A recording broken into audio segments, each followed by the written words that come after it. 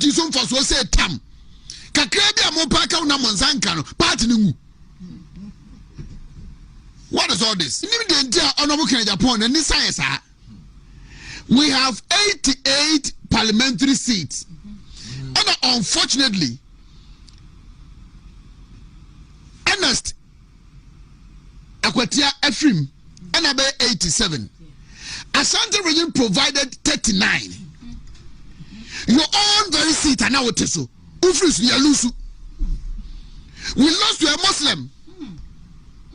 Udu babia now we hear some and a cremoni and a wani and a macanfono, yani a canfonia doso and a munkotoba in your backyard, your constituency. You see, we respect them, we honor them, we appreciate the Mayama party. No? But yes, Obia campaign Obia Jimimpa Wasam honorable Agyapong, yes, when you want to do a decent campaign, Obia nu niasem. And so I have demonstrated that. Me anytime bia minister kabedin ko bia or be call me without how is your campaign going? No akanasem. The only times I disagree with him, tell no na making and tribalism and religious politics. Come na what him better hanma obey any decent campaign. We allowed him, he did it. Obia and sin kwan obia una no.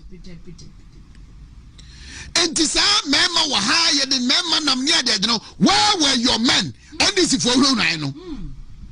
So what's the member and this is for no 2024? Where were your men? And now because we were not the presidential candidate, now what time you lose? Now the Benyas Maka. And this is for your city say in Ashanti region. At your backyard, your central region. Yeah, your city say oh. So if you have the Midas touch to win us back the political seat, parliamentary seat, Lucia, at then 2024, Obeka's no presidential candidate, and no NPP Ay3hu. In any case, so long the presidential candidate, who see it now, how did you protect it for us? What I could do say, and we not do. If you have the men. Where were the men? Your so-called NDC for right now, Omuway. And here na Agyapong kwa campaign, Obiasi ni kwan so manenye. And the moon munia be munia there. As if say power near lose that's a year day. Oh, because in Ashanti Jelusu vote.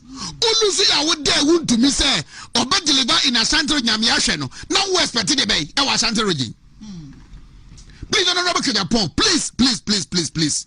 We respect you. We appreciate you. The Wayama party, no, or Suma party, no, government, as a politician, as a parliamentarian, as a businessman, whatever, we appreciate it. But who ye diable, who ye who know I do? And a mema waha, and at the defense general, mema, and a beman PM run one. Why? And I said, be our Kasa, just I would dare party, no, unkwa we wine. Make the last thing I will permit on this platform to Babet Hanum, Abeka say it out. But there was working Kakono. Oh, Yama, who quay my Kolan be bar, no more can be at you.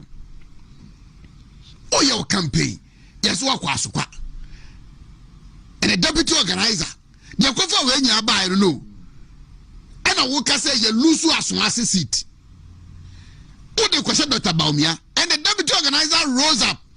No, say from 1992 D party, you know. As a question, as one say, yeah, Reneda. And you can't blame as one city losing here on Dr. Baumia. And when. Except that the narration they gave me, from you, honor. But I have spoken to the deputy organizer this morning. That is the account he gave me. And I'm a member, and I'm away. Where were your men? If it is your who wants some now, what can say no cry? And this is for no, or member now, no more way. Or because you were not a presidential candidate, or you were waiting for us to lose. Now they are Samaka. Please. Please, we respect you for all what you have done for the party. Now, no more church 10 sins of Agyapong. I stood here, spoke against it. But honorable Agyapong, Mr. I thought that was also a break. Monso amanya namono, mon kasanche no. Someone can want Jesus or my hunu. Because you fa way ni mampani. Na sembia ba hunu bia sabe ya kra ya mo bra bia yi no. Asebo wa ya hunu ya bura chebu ya nifa so. Na wo dia sembia obi ya beka bia ba yi na no. Na say that be di mampani dia obeda kwa concentrate on governance no. Too much. Too much. And at 31st January, Munabuba Hurumama, and a Bema Bieniho, and a one when is a Munia Bemu, Yania Bemuda Wabemu. Maybe Ebia Wabemu. Ebia on the Wabemu, Ebia Luciano. I thought I would see any Casa as I ended the crisis Lusu power. Why do you do that? You have suffered for because of this party. You have paid your dues for this party. But I thought that Nyabotre, control your temper.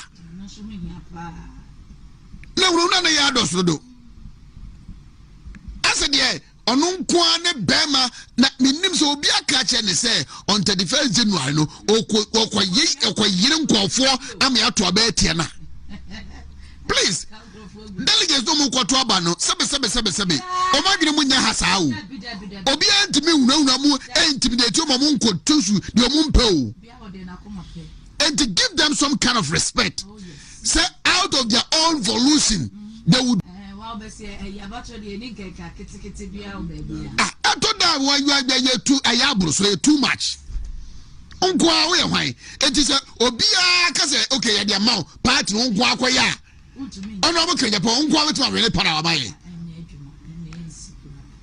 Uncle, with my really power by. Let the BS say, whoa, how are they? Oh, too much. Too much. Oh, yeah, Manabruso. Oh, yeah, Manabruso. Party Pennyfuso say who said you be obiasun to me. The Nipa or party move from which you manimuno. Edu the honorable Agyapong. Maybe they met Hano. Power near Lucy, no, I come. So I about me any party for call that person, discipline him or her. I can Agyapong call that person, discipline him or her.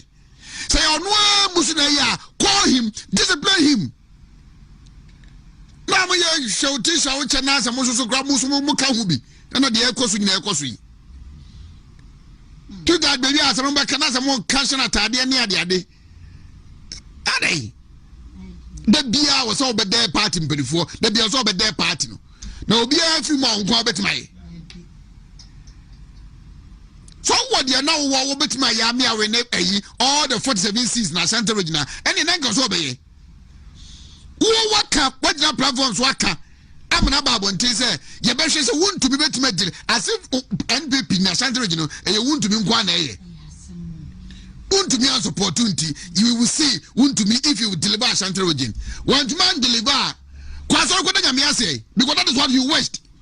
I feel as I did job on Tabaye and I'm not trying Santa Regina and this is what you're sitting now. Or more as I say, no, in your central region, you will sit for as a trepe. Dear now, a farm. Your own city, Lusu. I will not do Yabramo.